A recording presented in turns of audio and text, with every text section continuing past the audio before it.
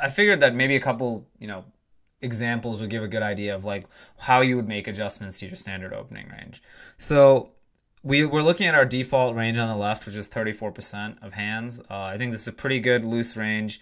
Again, this isn't what we would open necessarily at every table, and that's the whole point of this video. So remember, we start with the default and then we make adjustments. So in this hand, we're starting off it's pretty early in the tournament, and Byron Caverman's the button and Fedor Holz is the big blind. So if you follow the super high roller scene at all a little bit, you know that Byron's a very aggressive, good three betting player who really likes to, take advantage of position and really, punish people for opening a little bit too loose.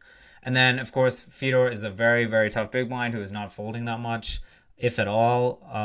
And so this is a situation that's a very bad spot to open, regardless of who else is in the hand. Like this, it's gonna be very tough to get the hand through pre-flop when Fedor is just going to be defending everything. And it's also going to be tough just to even get to Fedor when someone like Byron is going to be three-betting you quite a bit.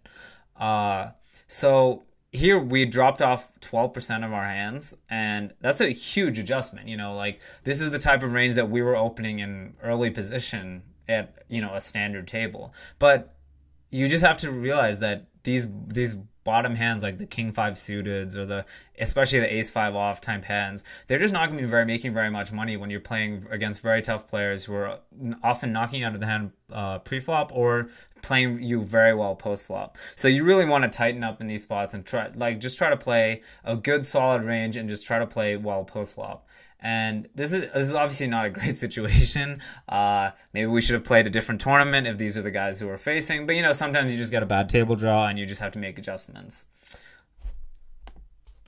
Now we're looking at the opposite situation. So same situation in the tournament in terms of the blinds and everything. And this time we have our good friend Alan Kessler, the most aggressive player out there, is the button, and Hoyt Corkins is the big blind. And so obviously, some of you might be like, why Hoyt Corkins? So I just have a funny story. So the first time I ever played with Ivy was in the 10K pot limit a couple years ago. And I think Ivy had been doing braceless bets and stuff, and it seemed like he hadn't slept in 3 days or whatever. He just showed up late regged. And, he's, playing pretty tight. It's a pot limit. He opens onto the gun, and he has about 25 blinds, maybe 30 blinds. And Hoyt Corkins 3-bets in middle position.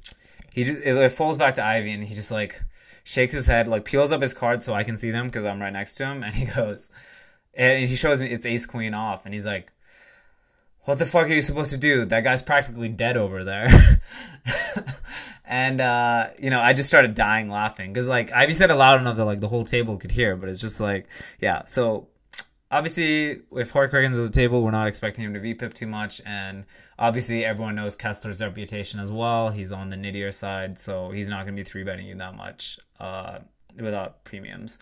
So in this situation, this is a great spot to really open up your range. You're gonna get the steals through a bunch, and then you're also, if people are VPIPing, they're gonna play kind of weak post flop as well, which is a great situation for you. So if you look at this range, we're adding 15%. So we're going almost the complete opposite way. We're opening over double what we would open if it was Byron and Fedor are the button and big blind. So yeah, I know this seems like kind of like the opposite of what I was saying earlier, where in the other video where I was like, you need to have a good theory. There's no justification just to like treat every MTT situation as a spot.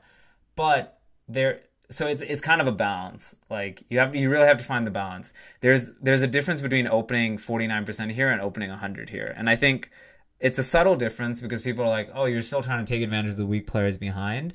But there's a difference where you're still trying to make money with these opens. Like hands like their very bottom hands are really just not gonna. Even though these people aren't gonna VPIP enough, they're still gonna get dealt, like an okay hand some percentage of the time. And it's just gonna be really tough for you to make money with 10-2 off unless you can guarantee everyone folds behind you, which you can't guarantee when there's, people still get dealt cards, and then there's two other people in the hand as well, obviously.